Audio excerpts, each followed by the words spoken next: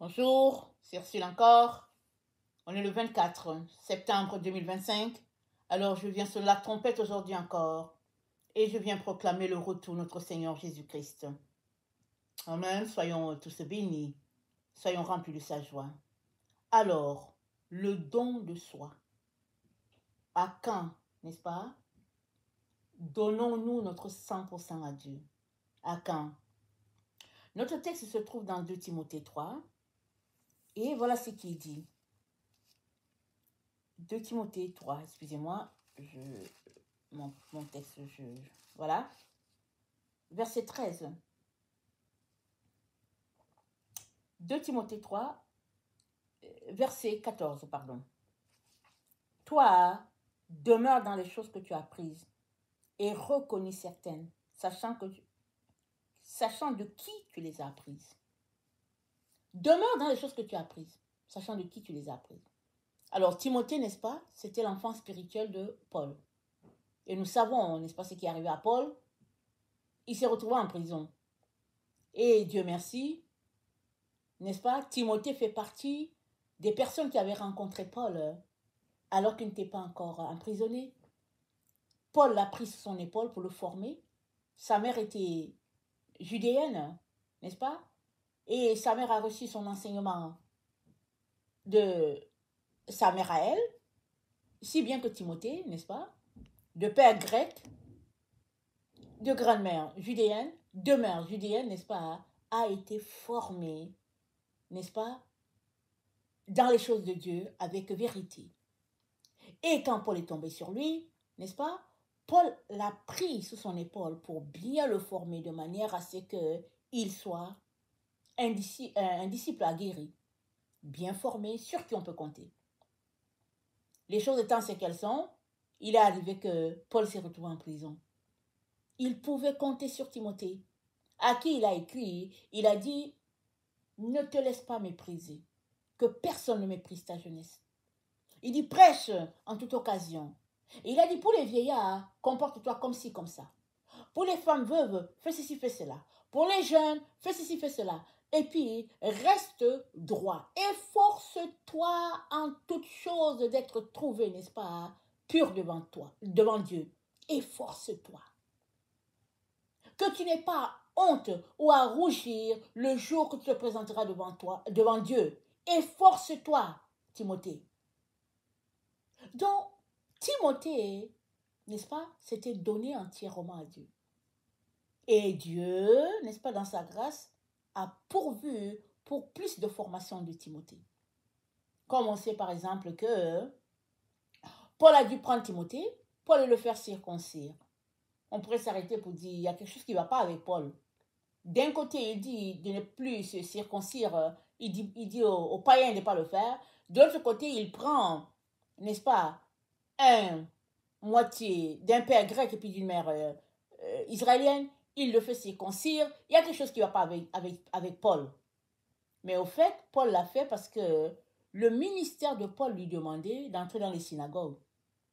Et les Israélites ne laissaient personne entrer dans la synagogue s'il n'était pas circoncis. Voilà pourquoi Paul dit qu'une telle loi-là, on doit mettre une croix dessus. Parce que n'importe qui devrait être le bienvenu dans la maison de Dieu. Ce n'est pas sur la base d'une circoncision que quelqu'un devrait entrer dans le temple.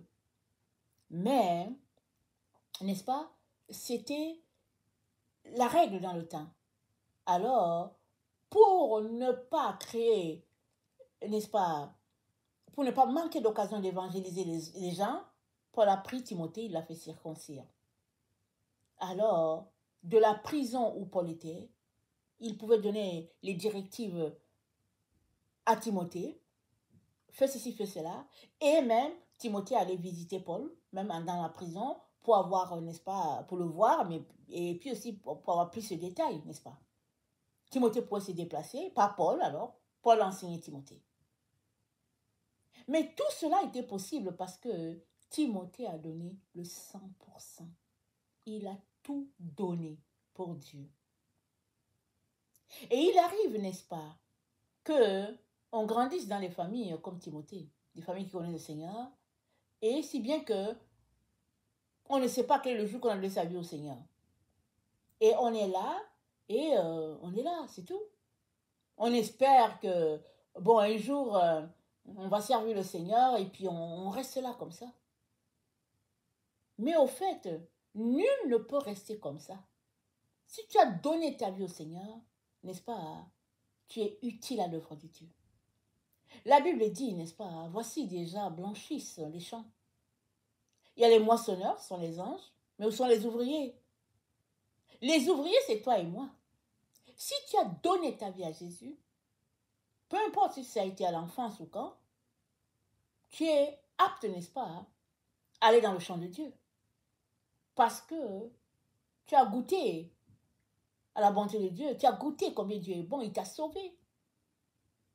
Alors tout ce qui t'anime, c'est que les autres aussi puissent goûter. Maintenant, qu'est-ce qui fait que tu es peut-être amorphe, tu es peut-être fade? C'est quoi qui fait? C'est à toi de prendre le temps devant le Seigneur pour lui dire, Seigneur, aide-moi. Crie à Dieu pour lui dire, Seigneur, qu'est-ce qui fait que je suis fade? Qu'est-ce qui fait, Seigneur?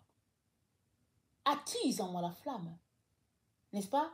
Et le Seigneur va t'enflammer. Mais une chose est sûre, tu resteras fade tant et aussi longtemps que tu ne prendras pas la parole de Dieu pour la lire, pour l'étudier. Tu resteras fade tant aussi longtemps que tu ne vas pas te détourner des choses du monde. Tu resteras fade tant aussi longtemps que tu ne prends pas l'engagement de suivre le Seigneur à 100%. Parce qu'il y a des décisions qui relèvent de toi et de toi seul. C'est à toi, n'est-ce pas, de décider de t'engager totalement. C'est-à-dire, le don de soi, c'est à toi, n'est-ce pas, de régler ce dossier-là. Il arrive aussi que certaines personnes donnent leur vie au Seigneur et puis, pour X raisons, ils mettent un stand-by.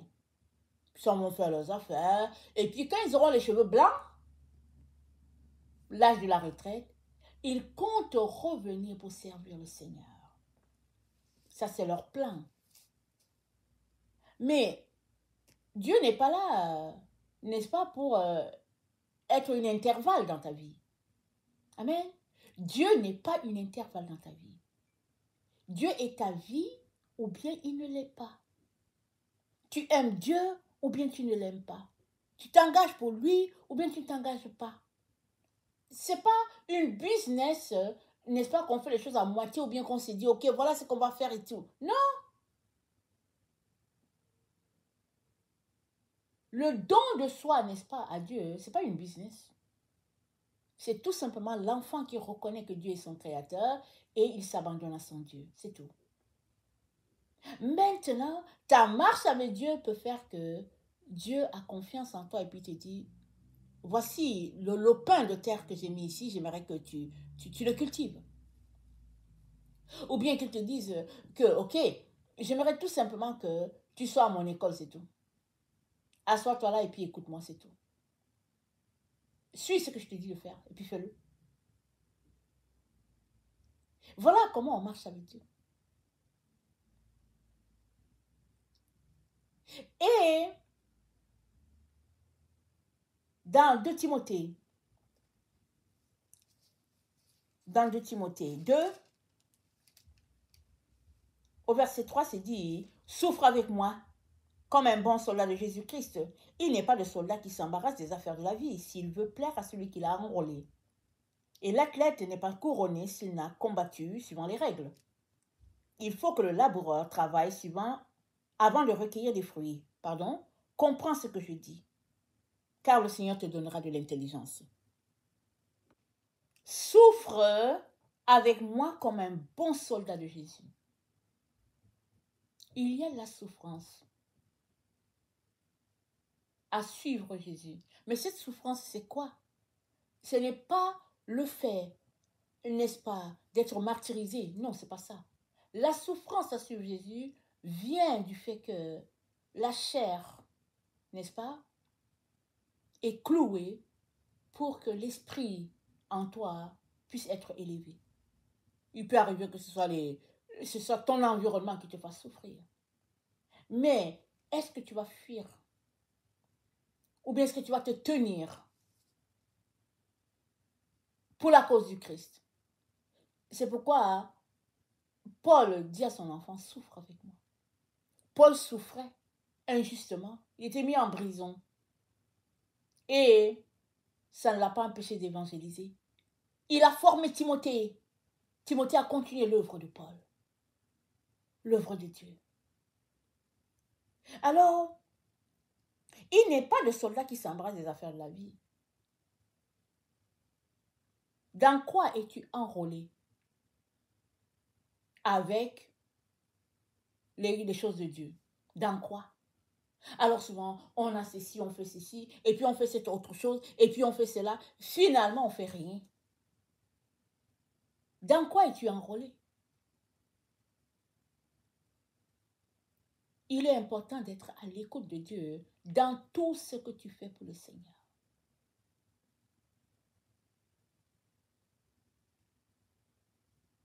Il n'est pas de soldat qui s'embrasse des affaires de la vie. S'il veut plaire à celui qui l'a enrôlé. C'est quoi les affaires de la vie qui pourraient t'emporter loin du Seigneur? Le Seigneur dit, tu ne peux pas te concentrer à ces choses-là. Tout ce que le Seigneur t'appelle, c'est de faire l'œuvre. Si il t'a appelé. Et il te demande de te donner à 100%. Ce n'est pas à 50, à 60, non, à 100%. Mais ça commence quand? Ça commence le jour où tu donnes ta vie à Jésus. Sache que tu t'es enrôlé à 100%. Mais si dans ton esprit, tu as donné juste un pied et puis l'autre, bon, tu vas espérer de voir, ou bien tu as donné une partie et puis tu espérais que plus tard, quand tu auras les cheveux blancs, tu vas revenir compléter, alors sache que tu n'as pas du tout donné ta vie à Jésus. Parce que Jésus-Christ n'est pas remplaçable. Ce n'est pas un bouche-trou, n'est-ce pas? Ton engagement envers Jésus n'est pas un engagement de bouche-trou. Alors, il n'y a rien à faire, alors on clique cette fonction-ci et puis on va faire l'œuvre de Dieu. Non, non, c'est pas comme ça. Quand on décide de suivre Jésus, on s'est engagé à 100%. Et le Seigneur dit, il n'y a pas d'athlète qui s'embrasse des affaires de la vie.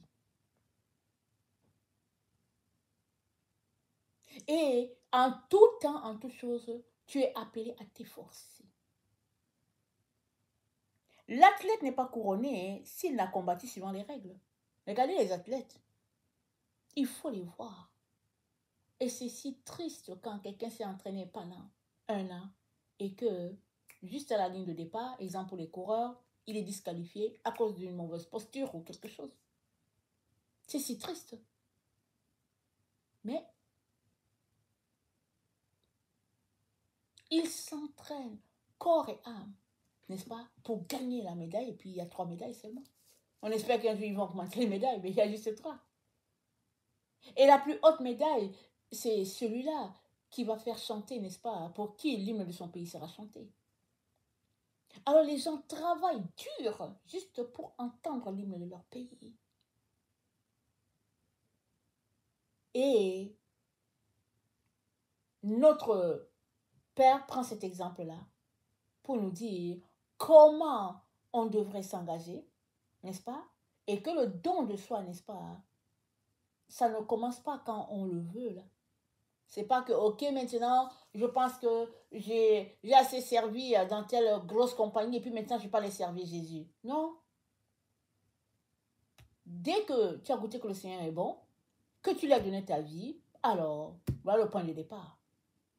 Maintenant, si tu trouves que ça ne fait pas ton affaire, alors ça veut dire que, au fait, tu n'as pas vraiment aimé Jésus. Parce qu'on ne vient pas, n'est-ce pas, à Jésus pour qu'il comble nos besoins, nos petits trous qui sont là et puis on vient les combler. Non, non, non.